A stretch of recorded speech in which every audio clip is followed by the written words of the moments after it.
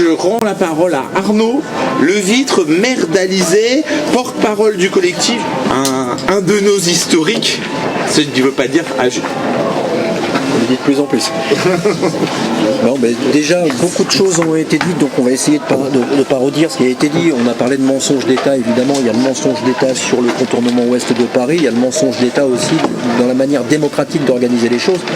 Puisque, je le rappelle, le gouvernement expliquait que l'autoroute allait désengorger la ville de Rouen. On s'aperçoit qu'effectivement, c'est pas du tout la vérité. Et puis, le problème de la démocratie est lié aussi au problème de la vocation sociale, puisque c'est aussi un projet de classe, puisqu'on parle quand même dans l'Eure, puisque je suis maire de la commune d'Alizé, maire communiste et conseiller départemental, il est question de mettre un barreau roi sur notre commune pour permettre justement de faire payer les automobilistes. Donc la conséquence, ça a été dit tout à l'heure, quand on arrivera de la vallée de l'Andelle, eh bien on aura, et évidemment je peux comprendre les automobilistes, ils auront loisir de pouvoir quitter l'autoroute pour se déconnecter et éviter de payer un péage et de venir engorger nos deux départementales, la départementale 321 et la départementale 6015, où je le rappelle, 40 000 véhicules jour.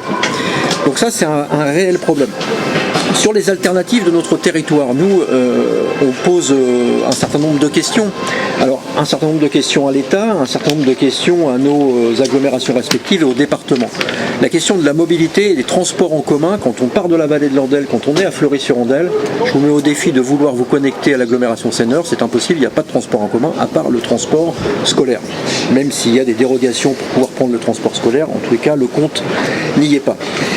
La question aussi des pistes cyclables, parce que sur notre territoire, nous avons plus de 3% des actifs qui prennent le vélo pour aller travailler. Ça peut paraître très peu, mais c'est très très important, d'autant plus que dès lors où on est en capacité d'activer, de développer les mobilités douces, on s'aperçoit que ce pourcentage augmente. C'est vrai aussi pour le train, nous avons une gare, Pont de l'Arche à Alizé, où il y avait 4 cadencements, nous sommes à 12 cadencements aujourd'hui, et le parking est plein.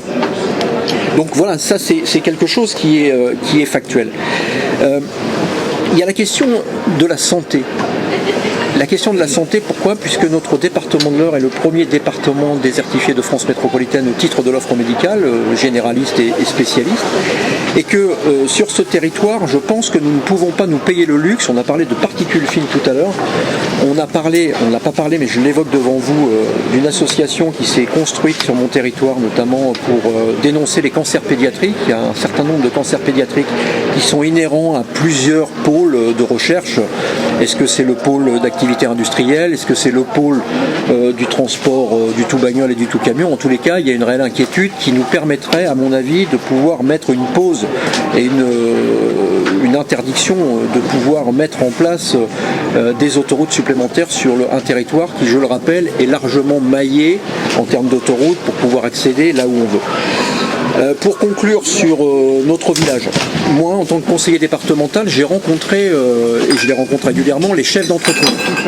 Et c'est des entreprises qui sont peut-être pas comme en Seine-Maritime, mais en tous les cas, je n'ai rencontré aucun chef d'entreprise qui me demande quand est-ce qu'on va avoir le contournement Est pour pouvoir produire et pour pouvoir faire des marges. Non, ce qu'ils nous demandent aujourd'hui, c'est de quelle manière on peut mutualiser l'acheminement de matières premières pour pouvoir justement bénéficier de marges. Et ça tombe bien, puisque à Alizé, il y a un quai fluvial qui est en train de se mettre en place. Le quai fluvial a été financé dans sa première partie par le Grand Port de Rouen et financé dans sa deuxième partie par les entreprises. Ce quai fluvial est prêt à être en activité. Il est à 30% d'activité aujourd'hui et ça marche du tonnerre. Parce que les entreprises de la rive nord de la Seine, eh bien, voilà, ils sont factuels. Ils regardent, ils se parlent et ils mutualisent l'acheminement de matières premières pour justement dégager des marges. Donc voilà une solution qui me paraît aussi importante, le fluvial. Tout à l'heure, nous avons parlé évidemment du péage d'un carré qui doit évidemment exploser en route pour permettre ce que l'on a dit tout à l'heure. Je rappelle quand même, sur le département, pour remettre un peu le clocher au cœur du village, c'est que la mention qui a été votée à l'unanimité à l'époque par Sébastien Lecornu émane du groupe communiste et qui a évidemment, avec nos amis socialistes, porté ses fruits, puisqu'on a porté les arguments nécessaires qui permettaient justement de ne pas avoir d'arguments libéraux pour mettre à profit ce projet. Cela étant, n'oublions pas que la droite euroise ne finance pas la problématique du contournement, mais est tout à fait d'accord pour financer les connexions. Donc voilà, il faut qu'on soit aussi assez cohérent.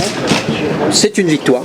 C'est une victoire qui doit se transformer factuellement après pour percuter le 21e siècle, mais faisons attention quand même à la droite qui le miroir aux alouettes dans l'or en disant vous voyez, on est en capacité de travailler sur ces questions-là, on est très très innovant dans cette manière de mobilité qui n'est pas forcément vraie.